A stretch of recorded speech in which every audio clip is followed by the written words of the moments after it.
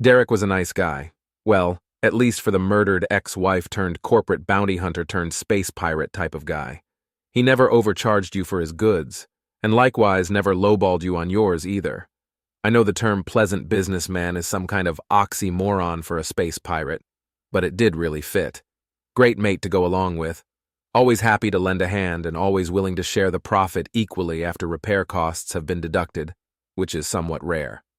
If everybody knows ship repairs are covered, they are less inclined to flee the battle, thus increasing the chance of success for everyone involved, was his credo. Yep, that was Derek. None of us was surprised when the crew of the gallant knight voted for him in unison to be the next captain after their beloved Captain Gringer passed away of old age. Well, in the middle of a space battle, that is. But nonetheless.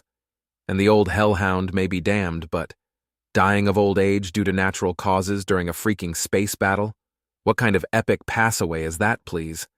I hope I'll die the Gringer way, is a term slowly making its way through the various pirate fleets, forgotten outposts, and all other sorts of holes where people like us, scum, some call us, meet.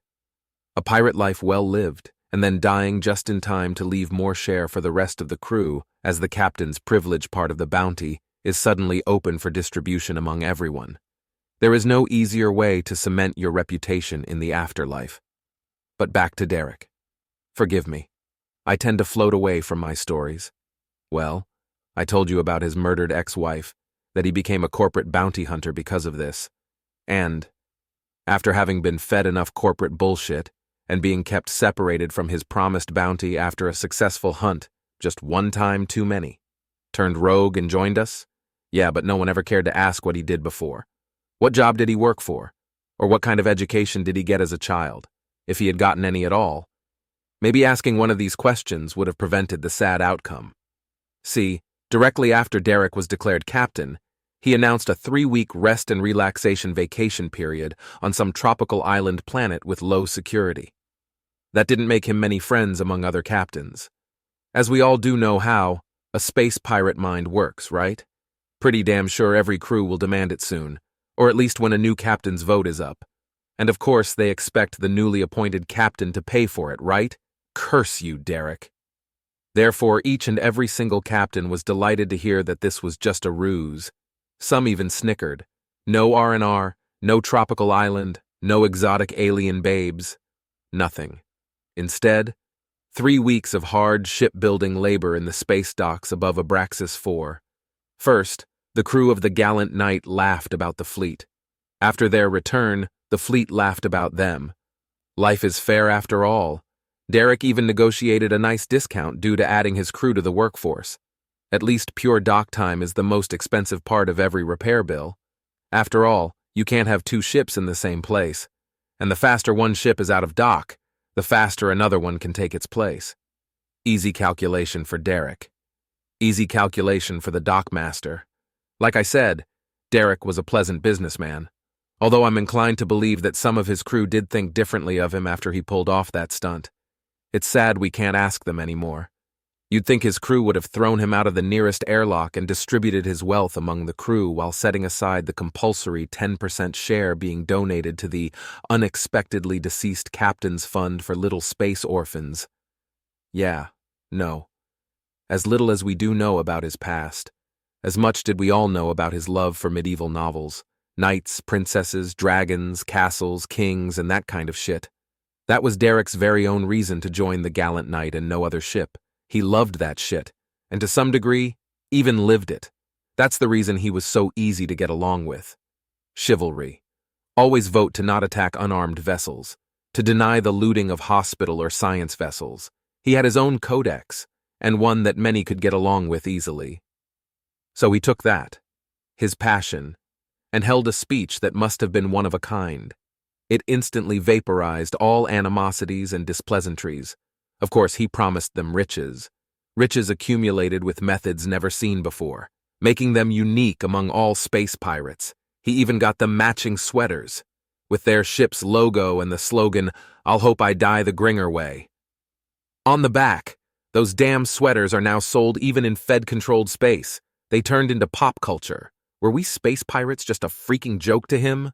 I'm pretty sure that pleasant businessman did take some of those stupid team building and marketing trainings during his corporate bounty hunter time.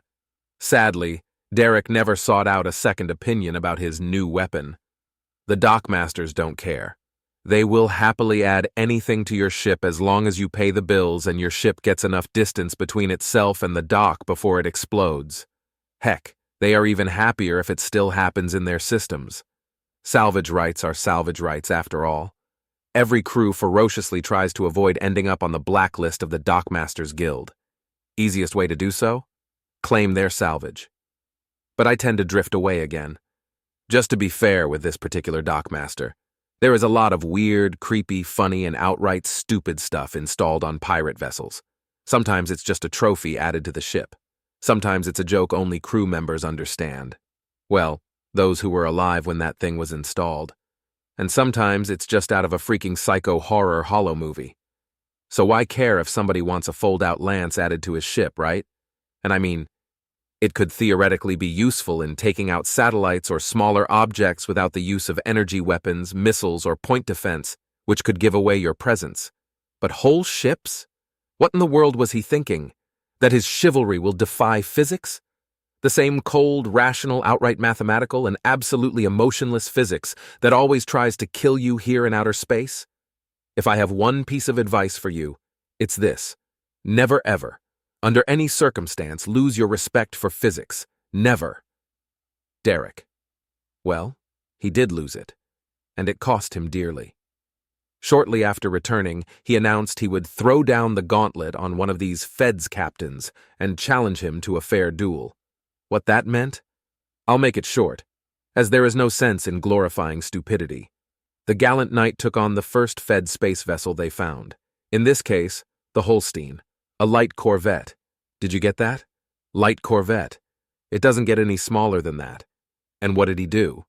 Well, to be honest, we don't know much. The feds never released that part of the holovid. I'm dead sure that Derek must have given an epic speech, but they keep it secret. Maybe he made one or two good points and they fear our pirate propaganda. Honestly, I'm a bit curious, but largely I don't care. All we do know, however, are the plain facts. We see the gallant knight folding out its lance. We hear the Fed captain shouting orders to prepare for the impact of an unknown weapon the scanners can't pick up. I'm still surprised they left that part in. And then, well, we see Derek and his crew die in one of the most humiliating deaths in the history of space piracy. The ship charges, the lance ramming into the shields of the Holstein, and then there is a crack. Not in the shields or the Holstein, though.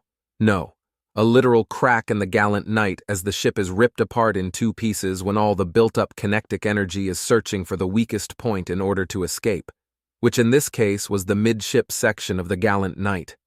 A clean cut through the outer hull, all decks, right onto the other side of the ship, completely separated. Most of the crew died instantly. Those behind bulkheads died of secondary or tertiary explosions. No one survived. It was all over in 30 seconds. The released FedVid turns silent, and only after like 10 seconds can you hear a very confused lower bridge officer say, "What the hell? They do understand that this is the reason we don't use ramming weapons, right? Stupid pirates." You can see laughter erupting from the Fed crew. Then the video ends.